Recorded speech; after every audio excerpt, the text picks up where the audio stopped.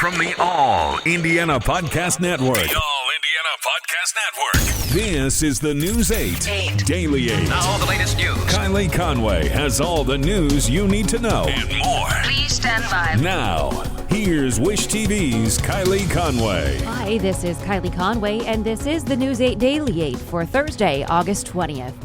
We will have another fantastic day with mostly sunny skies. We'll also slightly warm up with highs topping out in the low 80s. The first court hearing for two IMPD officers indicted after a violent curfew arrest is today. A Marion County grand jury indicted the officers last week, opening the door for charges including battery and misconduct. We're told the officers and their attorney will appear by video for the initial hearing this afternoon, likely a step that's part of the COVID-19 pandemic rather than appearing in person. These charges against the officers stem from a May 31st arrest caught on camera by Wish TV reporter Richard Essex. It happened about 45 minutes after the 8 p.m. curfew that night. Officer Jonathan Horlock is seen using a baton to hit Ivory Westfield. He's charged with battery and official misconduct, plus perjury and obstruction of justice.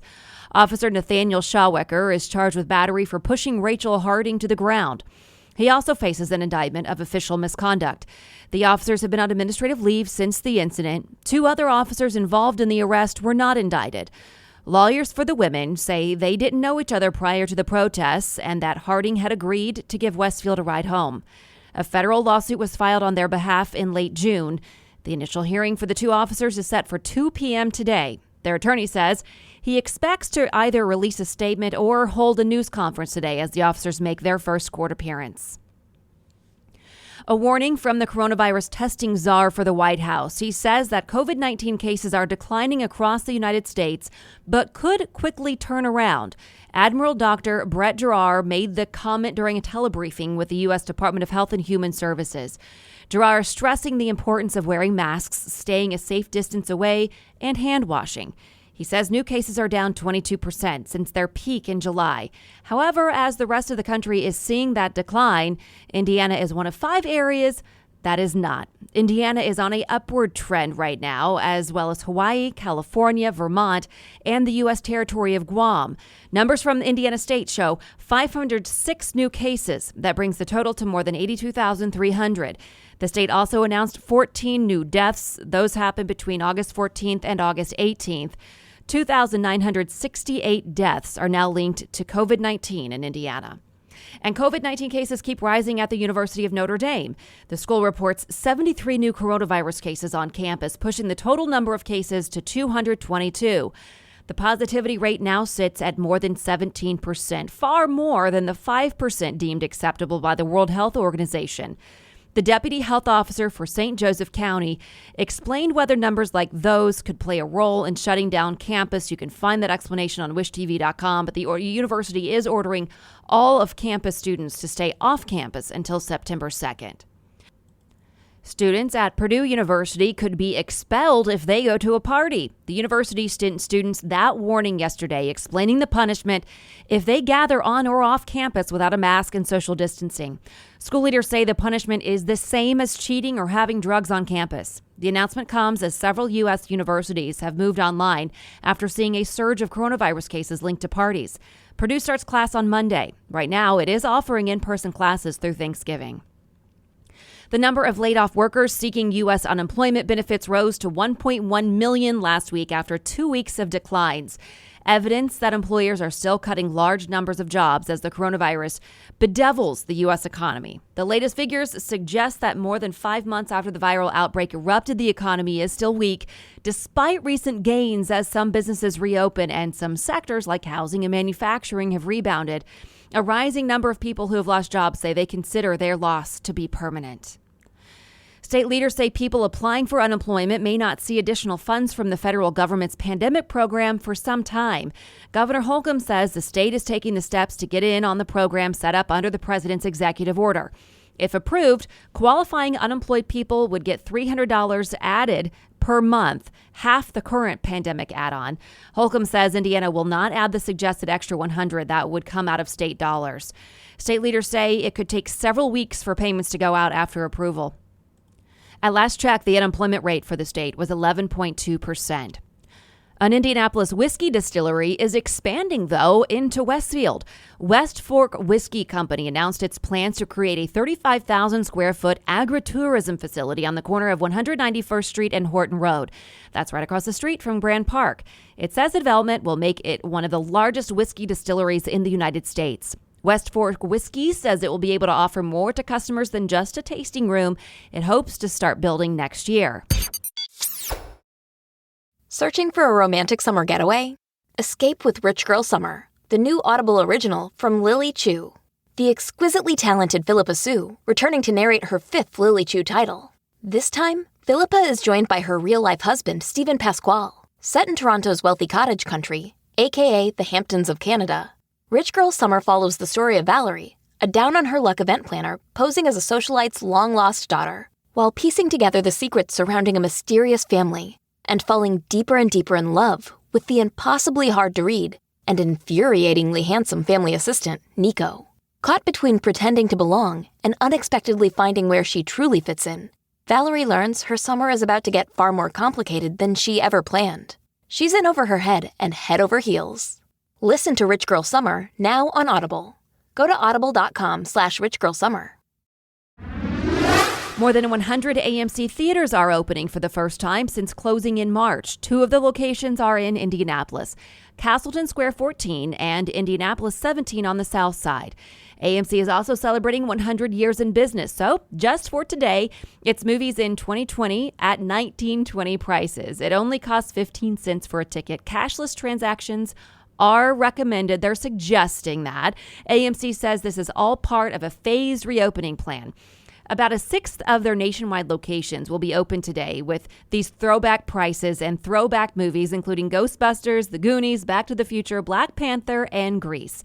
The company says there are a lot of COVID-19 safety precautions. The theaters will be at 40% capacity or less for social distancing. People must wear masks unless they are eating or drinking.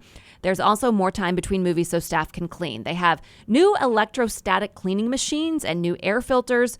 There are also new policies like no refills on drinks. AMC says it hopes to have 2/3 of the theaters open by the time movie Tenet is released. At last check, most of the movies for tonight were close to being sold out. Joe Biden is set to give the biggest speech of his career tonight at the mostly virtual Democratic National Convention. And before he does, President Trump will rally his own supporters in the battleground state of Pennsylvania. Vice President Mike Pence made a stop in Wisconsin yesterday visiting a metal fabricator site. He was about 50 miles from Milwaukee, where Democrats were supposed to hold their national convention. Pence pointed out that Biden had not visited Wisconsin since 2018. Republicans will host their virtual convention beginning Monday. Russian opposition politician Alexei Navalny is in coma in a hospital in Siberia after falling ill from a suspected poisoning. His spokeswoman says Navalny felt unwell on a flight to Moscow on the plane, made an emergency landing.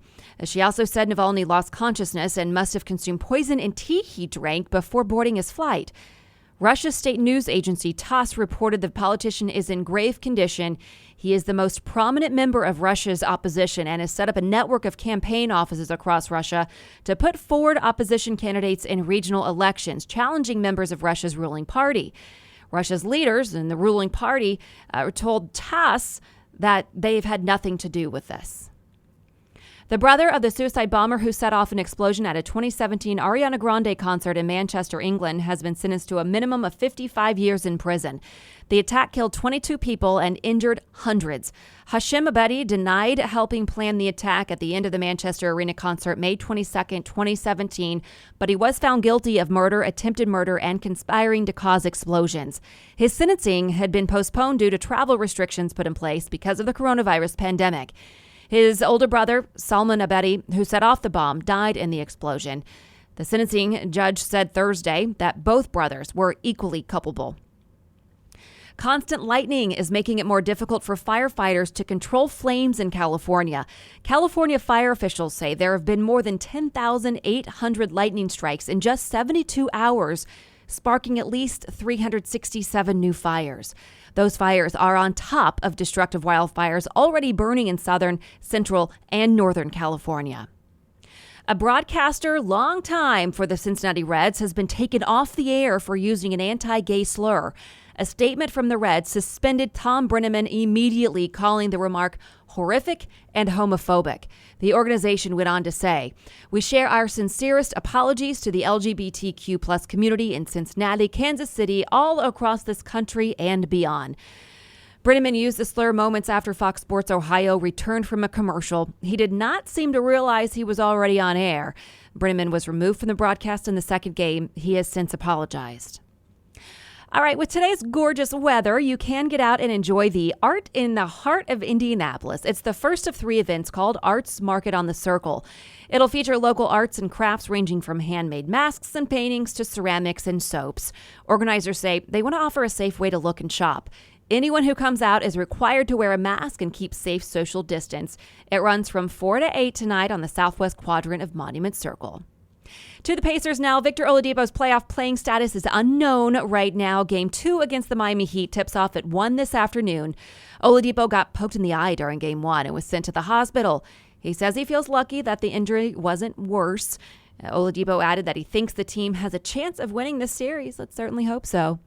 IMS owner Roger Penske wants race fans to know he will miss them on Sunday. Penske penned a letter to fans about the Indianapolis 500.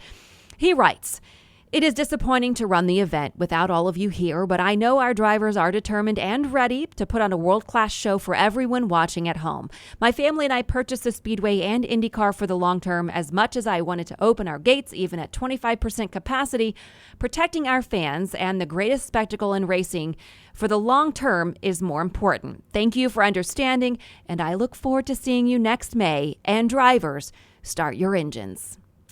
The 104th running of the Indianapolis 500 is, of course, Sunday. The blackout has been lifted for local fans, so you will be able to watch that in the comfort of your own homes. This has been your News 8 Daily 8 for Wish TV. I'm Kylie Conway, online at wishtv.com, and follow us on Facebook when you search Wish TV. Check out more podcasts from the All Indiana Podcast Network now at allindianapodcastnetwork.com. allindianapodcastnetwork.com.